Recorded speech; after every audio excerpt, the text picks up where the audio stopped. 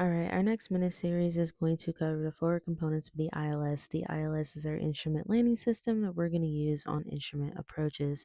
The first portion we're going to start with is the localizer. The localizer is our lateral course guidance that tells us we are either too far left or too far right or just right on our course.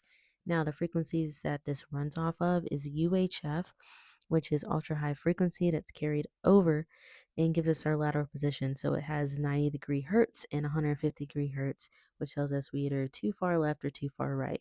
And it runs on 108.1 to 111.95. Now, the width of the localizer is approximately 3 to 6 degrees. And we kind of can figure out how far off centerline we are by noticing that the runway threshold is 700 feet. So it has 2.5-degree full deflection, which tells us we are 350-degree either to the left or to the right off center line. And it also is 4 times more sensitive than a VOR. So let's make tiny corrections when trying to correct for that. Now, our coverage starts at the back of the runway from our local antenna array and shoots out to 18 nautical miles.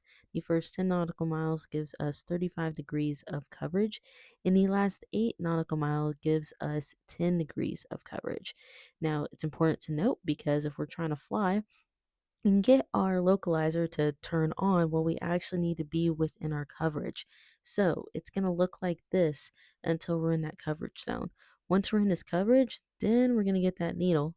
And then once we're close enough, that needle is going to actually turn alive and start moving. And that's pretty much all we need to know for the localizer.